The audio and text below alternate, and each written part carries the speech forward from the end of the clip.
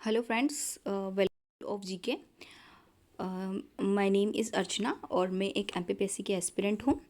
जैसा कि आप सभी जानते हैं कि एमपीपीएससी प्री 2025 की टेंटेटिव डेट 16 फरवरी बताई जा रही है। तो उसी क्रम में आज हम यूनिट नंबर फर्स्ट भारत के इतिहास का पहला टॉपिक भारतीय ज्ञान और परंपरा को लेकर उसके टॉपिक्स को कुछ डिस्कस करेंगे। और ठीक है, नाउ लेट्स स्टार्ट द भारतीय ज्ञान और परंपरा। भारतीय ज्ञान व परंपरा हजारों साल पुरानी है। इसमें आधुनिक विज्ञान से लेकर प्रबंधक तक कई क्षेत्रों का ज्ञान है। जैसा कि ये टॉपिक हमारा पहला टॉपिक है, भारतीय ज्ञान और परंपरा। ये टॉपिक वैसे तो बहुत वास्ट है अपने अपने लेवल पे, क्योंकि इस टॉपिक्स में हमें भारतीय ज्ञान में जो भी भारतीय ज्ञान से रिलेटेड जो भी चीज़ें हैं, लाइक वेदों का ज्ञान, योग, आयुर्वेद का ज्ञान, संस्कृत, सांस्कृतिक, साहित्य, दर्शन, भाषा विज्ञान, ये सारी चीज़ें हमें इसमें पढ़ना होगा। तो इस टॉपिक्स में जो कुछ मेन टॉपिक्स हैं वो मैं आपके साथ डिस्कस करूँगी आज। तो भारतीय ज्ञान और परंपरा जो है वो बहुत साल पुरानी है। इसमें हमें मेन क्या चीज़ों पे फोकस करना है? वेदों का ज्ञान, ठीक है, जो कि हम अगले टॉपिक्स में पढ़ेंगे कि वेदों से रिलेटेड जो भी चीज़ें हैं, हमारे 4 वेदों के बारे में हम पूरा उसको पढ़ेंगे।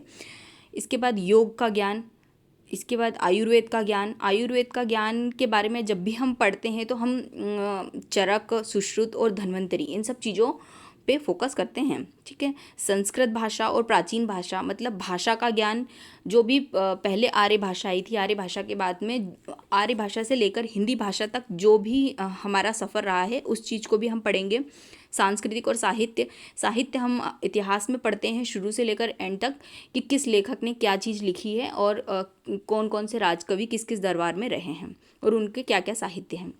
दर्शन, दर्शन मतलब फिलोसोफर्स जो भी थे उन्होंने कौन कौन से दर्शन शास्त्र, जैसे सांख्य दर्शन, योग दर्शन, ये सभी दर्शन शास्त्र हैं जो कि हम फिर आगे पढ़ेंगे। भाषा विज्ञान, अनुष्ठान, यज्ञ, कितने प्रकार के यज्ञ होते हैं। व्याकरण, व्याकरण से व्याकरण, अष्टाध्यायी और अष्टाध्यायी, ये सभी चीज़ें। खगोल विज्ञान, अर्थशास्त्र, सांख्य सिद्धांत, तर्क, जीवन विज्ञान, ज्योतिष, संगीत और कई विषय, इसमें सभी ये सारी चीज़ें आती है, ठीक है। अब सबसे इम्पॉर्टेंट चीज़ यही है कि हम भारतीय ज्ञान और परंपरा को क्यों पढ़ रहे हैं, आखिर क्या ऐसा रीज़न है कि जिसकी वजह से हमको ये पढ़ना पड़ रहा है, ठीक है। तो अभी जो हमारा राष्ट्रीय शिक्षा नीति जो 2020 आई है उसमें ऐसा फोकस किया गया है कि भारतीय ज्ञान और परंपरा को शिक्षा के सभी स्तरों पर शामिल किया जाना चाहिए, ठीक है। तो इसके लिए भारत सरकार के शिक्षा मंत्रालय का इसको एक डिपार्टमेंट बनाया गया है, भारतीय ज्ञान और परंपरा का, जिसके लिए हमें उसका लक्ष्य क्या है, उसका मेन लक्ष्य यही है कि हमें स्वदेशी ज्ञान को बढ़ावा दे सकें, मतलब कि हम स्वदेशी चीज़ों की तरफ जा सकें, ठीक है। और इसके लिए सरकार ने 20 करोड़ रुपए का बजट भी पेश किया है, ठीक है। अब विश्वविद्यालय अनुदान आयोग, जो विश्वविद्यालय अनुदान आयोग है, उसमें भी कुछ चीज़ें डिसाइड की गई हैं, जैसे कि 5% जो है वो संपूर्ण पाठ्यक्रम का भारतीय ज्ञान और परंपरा से होना चाहिए, ठीक है। कि मतलब जो भी स्टार्टिंग से बच्चा पढ़ रहा है तो उसमें थोड़ा थोड़ा करके, चूँकि भारतीय ज्ञान और परंपरा बहुत वास्ट है, इसीलिए शुरू से लेकर एंड तक 5% संपूर्ण पाठ्यक्रम का इसका शामिल होना चाहिए, ठीक है। और इसके लिए 15 लाख शिक्षकों को प्रशिक्षित भी किया जाएगा जो भारतीय ज्ञान और परंपरा के टॉपिक्स को पढ़ा सकें, जिनको इतना नॉलेज हो, ठीक है। इसके लिए अभी इस चीज़ के लिए हम अनुसंधानों में भी हमारे स्वदेशी चीज़ों का प्रयोग किया जा रहा है, जैसे कृषि में, वास्तुशास्त्र में, इन सभी चीज़ों में। तो इसके लिए भी सरकार आगे काम कर रही है, जो कि प्रयोग और अनुसंधानों में इसकी पहल की गई है, ठीक है। तो इसीलिए हमें ये भारतीय ज्ञान और परंपरा हमें हमारे एमपीपीएससी के टॉपिक्स में दिया गया है। राष्ट्रीय शिक्षा नीति 2020, अब इसकी डेट भी याद रखना बहुत ज़रूरी है कि ये कब आया था, तो मैंने इसके लिए यहाँ पर मेंशन कर रखा है 29 जुलाई जो है इसकी डेट है। और ये पहले कब आई थी, पहले 1986 के बाद अब 2020 जो है अब 2020 में ये वापस से राष्ट्रीय शिक्षा नीति को अपडेट किया गया है। ठीक है, इस बात पर बल दिया गया है कि भारतीय ज्ञान और परंपरा, जैसा कि मैंने बताया था कि शिक्षा के सभी स्तरों पर इसकी क्या हो, बच्चों को नॉलेज हो और थोड़ा थोड़ा सिलेबस में इसको क्या किया जाए, शामिल किया जाए। ठीक है, अब जब भी हम शिक्षा नीति की बात करते हैं तो हमें हंटर आयोग के बारे में पता होना चाहिए। जो हमारा हंटर आयोग था वो 80 में लॉर्ड रिपन के द्वारा लाया गया था और 80 में इसको लागू किया गया था, गठित किया गया था। ठीक है, इसकी रिपोर्ट पेश की गई थी। ठीक है, इसको हम भारतीय शिक्षा आयोग के नाम से भी जानते हैं और इसके अध्यक्ष जो थे वो विलियम हंटर थे। ठीक है, और इसमें बहुत सारी चीज़ें थी, प्राथमिक शिक्षा, माध्यमिक शिक्षा को लेके बहुत सारी चीज़ें थी जो कि हम बाद में आगे भी पढ़ेंगे। ठीक है, अब जब भी हम भारतीय ज्ञान और परंपरा में परंपरा की बात करते हैं तो हमारे जो भारत है उसमें 4 परंपराएं मेन कहा जाती है, मेन जन्म यही हुआ है, जैसे कि हिंदू धर्म। बट हिंदू धर्म का हिंदू धर्म कहाँ कब स्टार्ट हुई, इसके कौन संस्थापक है, ये आज तक कोई भी नहीं बता पाया है। ठीक है, क्योंकि इसीलिए इसको सनातन कहा जाता है। ठीक है, और हिंदू धर्म का जो मेन फोकस है वो देवी देवताओं के ऊपर है। जो भी सारी परंपराएं हैं वो देवी देवताओं के आसपास इर्द गिर्द घूमती है, जैसा कि हम जानते हैं। जैन धर्म के संस्थापक आप जानते हैं महावीर जैन हैं, और बाद में ये दो उसमें बढ़ गया था, श्वेतांबर, दिगंबर। बौद्ध धर्म है, बौद्ध धर्म के भी संस्थापक हम जानते हैं गौतम बुद्ध, और ये भी बाद में महायान और बहुत सारे पार्ट्स में डिवाइड हुआ। सिख धर्म है, इसके भी संस्थापक जो हैं वो जानते हैं। ये सब चीज़ें हमें आगे पढ़ने को है, पर यही जो चार चीज़ें हैं, इन चीज़ों को हमें मेन फोकस करके भारतीय ज्ञान परंपराओं को पढ़ना है। ठीक है, अब राष्ट्रीय शिक्षा नीति 2020 में कि हमें ये भी पता होना चाहिए कि कौन अध्यक्ष हैं थे, क्योंकि इस पे इसलिए इतना फोकस किया गया है क्योंकि राष्ट्रीय शिक्षा नीति में इस चीज़ को बहुत फोकस करके और सिलेबस में डालने को कहा गया है। ठीक है, तो राष्ट्रीय शिक्षा नीति जो 2020 इसके अध्यक्ष जो थे वो एक अंतरिक्ष वैज्ञानिक थे, के कस्तूरी रंगन। ठीक है, और इसमें एक मेन फोकस बात यह है कि जो मानव संसाधन विकास मंत्रालय है उसका नाम चेंज करके शिक्षा मंत्रालय रखा गया। ठीक है,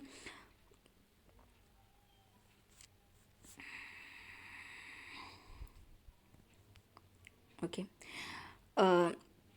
इसके बाद अगर हम भाषा की बात करते हैं तो भाषा की बात करते हैं तो भारत में मेनली 4 भाषा परिवार रहे हैं। ठीक है, जिसमें सबसे बड़ा भाषा परिवार है वो है भारोपिया जो है वो 73% जो है वो भारोपिया भाषाई परिवार से आते हैं। ठीक है, अब भारोपिया का यदि हम मतलब इसको अगर हम देखें तो ये भारत और यूरोपीय समावर्ती क्षेत्रों के लोगों को भारोपिया कहा गया था। ठीक है, वहाँ के लोग जो थे उनको भारोपिया कहा गया, जो कि भारत में रहे बसे, और वो जो है वो 73% लोग हैं।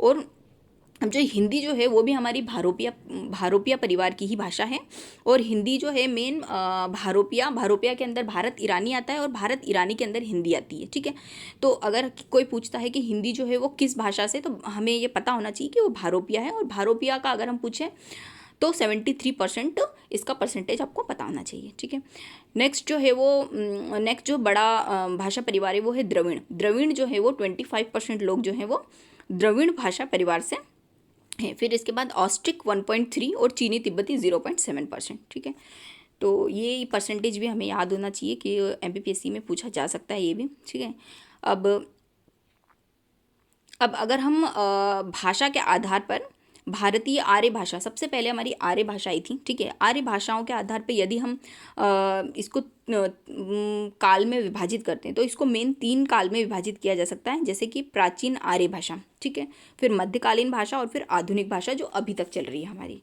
तो प्राचीन आर्य भाषा का अगर हम मतलब एग्जैक्ट पीरियड देखते हैं तो वो 1500 ईसा पूर्व से 500 ईसा पूर्व तक आता है। ठीक है, अब ये 500 ये एक्चुअली बहुत लंबा पीरियड है, तो इसमें और सब डिवाइडेशन थे, पर हमें इतना नहीं पढ़ना है।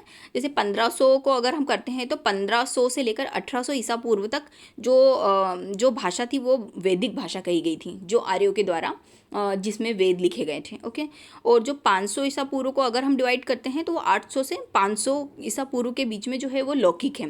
जो लौकिक में जो है हमारे जैसे कि रामायण और महाभारत काल में जो भाषाएँ थी वो भाषाएँ हमें देखने को मिलती है। ठीक है, तो अगर हम इसका उदाहरण देखते हैं तो वैदिक संस्कृत और लौकिक संस्कृत आती है। तो जो वैदिक संस्कृत है मैंने आपको बताई 1500 से 800 ईसा पूर्व तक जो है वो वैदिक संस्कृत थी, ठीक है। और लौकिक में अगर हम बात करते हैं तो 800 से 500 ईसा पूर्व तक जो है वो लौकिक संस्कृत है, जिसमें हम रामायण और महाभारत देखने को मिलती है। और वैदिक संस्कृत जो है उसमें हमें वेद, ब्राह्मण, आरण्यक और उपनिषद जैसी चीज़ें जो भी लिखी है वो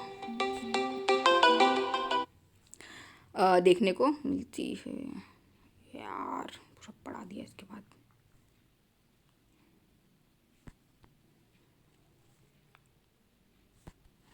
बाद जो सेकंड है वो है मध्यकालीन आर्य भाषा। मध्यकालीन आर्य भाषा जो है वो 500 ईसा पूर्व से 1000 ईसा तक है, ठीक है। तो इसमें मेन पाली, प्राकृत और अपभ्रंश और अवहट, ये 3 भाषाएं जो हैं हमें देखने को मिलती है, ठीक है। तो पाली भाषा का आप जानते हो कि जो भी महात्मा बुद्ध के टाइम में जितनी भी ग्रंथ और साहित्य किए गए थे, जातक कथाएं, अभिधम्म में, ये सभी चीज़ें जो है वो पाली भाषा में, और इवन महात्मा बुद्ध के जो उपदेश है वो भी पाली भाषा में थे। फिर इसके बाद प्राकृतिक भाषा जो है पाली भाषा के बाद में, चूंकि हम जानते हैं कि बौद्ध धर्म पहले आया था, इसके बाद जैन धर्म आया था।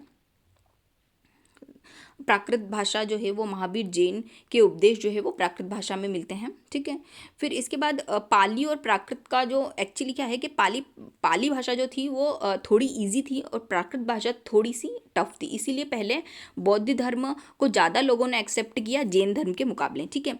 फिर बाद में क्या हुआ कि इनका बिगड़ा हुआ जो स्वरूप आया, उसमें मतलब दोनों भाषाओं को मिक्स करके, और उसे हम अपभ्रंश बोलते हैं। अपभ्रंश मतलब किसी भी लैंग्वेज का एक बिगड़ा हुआ स्वरूप जो है हम उसको अपभ्रंश बोल सकते हैं, ठीक है।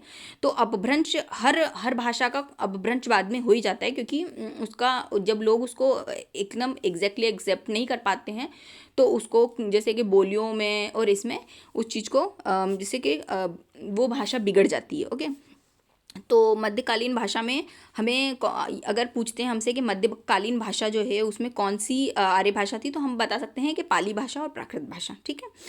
अब इसके बाद में तीसरी जो है वो है आधुनिक आर्य भाषा। अब आधुनिक आर्य भाषा जो है वो अभी तक चल रही है, उसमें हिंदी के भी बहुत सारे अपभ्रंश हैं, हिंदी में भी बहुत सारे हैं, जैसे सोर, शैनी, अपभ्रंश, पैसाची, और ये सब चीज़ें जो हैं वो अलग अलग रीजन्स में अलग अलग तरीके से बोली जाती है, ठीक है। तो अभी जो 1000 ईसा से आज तक जो भाषा चल रही है वही आधुनिक आर्य भाषा है, ठीक है। हम भी आधुनिक आर्य भाषा ही हम बोलते हैं, ठीक है। तो इसमें भी प्राचीन हिंदी है, मध्यकालीन हिंदी है और आधुनिक हिंदी है, ठीक है। हिंदी और हिंदित्तर भाषा है इसमें, जो कि अलग अलग रीजन्स में बोली जाती है, जैसे कि पंजाबी, गुजराती, मराठी, कोंकणी, असमिया, उड़िया और बांग्ला। तो ये सभी भाषा हैं, ठीक है। तो हमारा एक्चुअली ये टॉपिक्स जो हैं जैसे जैसे हम पढ़ते जाएंगे वैसे वैसे ये टॉपिक और भी ज़्यादा हम कंप्लीट करते जाएंगे, क्योंकि एक्चुअली ये टॉपिक बहुत वास्ट है। सो अभी हम लोग इतना पढ़ रहे हैं, देन इसके बाद आगे जब पढ़ेंगे तो ये और भी कंप्लीट होता जाएगा, क्योंकि मैंने आपको एक ओवरव्यू दे दिया है तो इससे आपको थोड़ा समझ में आएगा, ओके। Thank you friends. मेरा अगर आपको मेरा कंटेंट अच्छा लगा हो तो प्लीज़ मेरे चैनल को लाइक और सब्सक्राइब कीजिए। Thank you.